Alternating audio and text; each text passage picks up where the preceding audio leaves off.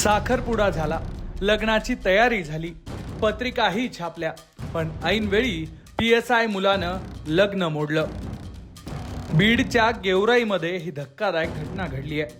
तुमची मुलगी मला शोभत नाही म्हणत PSIनं लग्नाला नकार दिल्याचा आरोप मुलीच्या कुटुंबानं केलाय. या प्रकरणात PSI असलेल्या पवन निंबाळकर यांच्यावर गुन्हा दाखल झालाय. तर दुसरीकडे मुलाच्या कुटुंबाकडूनही मुलीच्या कुटुंबाविरोधात तक्रार दाखल करण्यात आली आहे. हे सगळं प्रकरण नेमकं काय आहे, सविस्तर समजून घेऊ. घटना आहे बीडच्या गेवराई तालुक्यातली. गेवराईमध्ये असलेल्या मातोरी गावातलं हे जरांगे कुटुंब. जरांगे कुटुंबातल्या लेकीचा PSI असलेल्या पवन निंबाळकर सोबत विवाह ठरला होता. दोघांचाही साखरपुडा मोठ्या थाटामाटात पार पडला.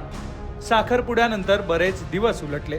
मुलीच्या कुटुंबानं लग्नाची तयारी सुरू केली, पैसे खर्च केले, लग्नाच्या पत्रिकाही छापल्या. पण एक दिवस आला आणि सगळं गणित बिघडलं. मुलीच्या कुटुंबानं दिलेल्या माहितीनुसार मुलाकडच्यांनी एक दिवस त्यांना बोलावून घेतलं आणि उडवाउडवीचे उत्तरं देत लग्न मोडलं.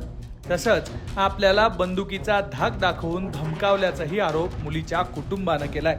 मी जरांगे रामप्रसाद, मुलीचा भाऊ. आमचा दिनांक 21 तारखेला लग्न ठरलेलं, टिळा झालेला 14 डिसेंबरला. आणि टिळा झाल्याच्या नंतर आम्ही लग्नाचे कपडे घेण्यासाठी पुण्याला गेलेलो. आमच्यासोबत नवरदेव उपनिरीक्षक पवन निंबाळकर साहेब हे आणि त्यांचा एक मित्र स्कॉर्पिओ गाडीने गेलो. गेल्याच्या नंतर आम्हाला दुकानामध्ये सोडलं गेलं. तिथून ते आम्हाला कपडे घ्यायला आमच्यासोबत नव्हते. त्यांनी दुसरीकडे कपडे घेतले आणि कपडे घेत असताना त्यांनी फोन केला की तुम्ही तुमचे चॉईस करा कपडे, मी तिथं कपडे घेत नाही, मी दुसरीकडे घेतोय. मी विचारलं की असं का बाबा, की ते म्हणले नाही मला इकडे शिवायचे. कपडे घेऊन आलो. घेऊन आल्याच्या नंतर तेचगावमध्ये त्यांनी आम्हाला सोडलं. त्यांनी दुसरी गाडी बोलवून घेतली. बोलवून घेतल्याच्या नंतर आम्हाला दोन आमचे त्यांच्यासोबत व्यक्ती होते, ते दोन बसवले आमच्या गाडीत. ते म्हणले हे माझे जोडीदार आहेत, सोडतील तुम्हाला. मग ते त्या दुसऱ्या मार्गाने निघून गेले. असं केल्याच्या नंतर हा प्रकार झाला आदल्या दिवशी. दुसऱ्या दिवशी नंतर त्यांचा फोन आला मला, की फोन आला तुम्ही चकलांब्याला या, आमच्या घरी या. घरी आलं. आम्हाला वाटलं काहीतरी बोलायचं असेल, पुढचं नियोजन वगैरे. गेल्याच्या नंतर त्यांनी आम्हाला असं सांगितलं की मला तुमच्या मुलीसोबत लग्न करायचं नाही. हे ऐकल्याच्या नंतर आमच्या पायाखालची जमीन घसरली. ते झाल्याच्या नंतर आम्ही का नाही करायचं, की ते म्हणले ही मुलगी मला शोभत नाही, ग्रामीण भागातली, असे काहीतरी वेगवेगळे आरोप केले, उत्तर दिले त्यांनी.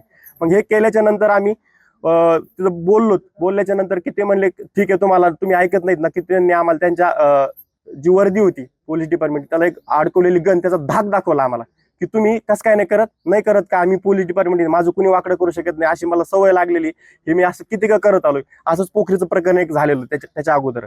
आणि हे करत असताना आमची त्यात बदनामी झाली. आम्ही गावाकडे आलो, मध्येचे लोक कोण प्रयत्न केला, परंतु आम्हाला त्यात काही इनपुट भेटलं नाही.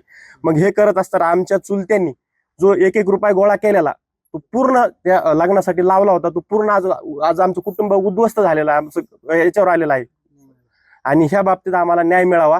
आणि पोलीस प्रशासनाला एवढीच आमची मागणी आहे की याच्यावर लवकरात लवकर काहीतरी याच्यावर कारवाई करावी, त्यांना निलंबित करावं.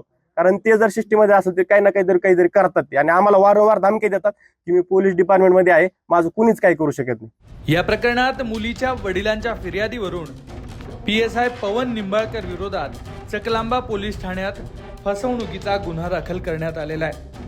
लग्नाचा आमिष दाखवत आर्थिक फसवणूक केल्याचा आरोप या तक्रारीत करण्यात आलाय. त्यामुळे पोलीस आता या प्रकरणाचा तपास करतात.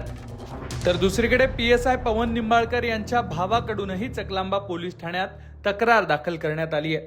संबंधित मुलीच्या नातेवाईकांनी आपल्याला चुकीची माहिती देत जाळ्यात ओढलं आणि आपली फसवणूक केल्याचा तक्रारीत उल्लेख करण्यात आलाय. सध्या दोन्ही बाजूंच्या तक्रारींच्या आधारे पोलीस तपास करतायत. पण या प्रकरणाच्या तपासाकडे सगळ्या जिल्ह्याचं लक्ष लागलंय. दरम्यान मुलीच्या नातेवाईकांनी संबंधित PSIने अन्य मुलींनाही अशाच प्रकारे फसवल्याचा गंभीर आरोप केलाय.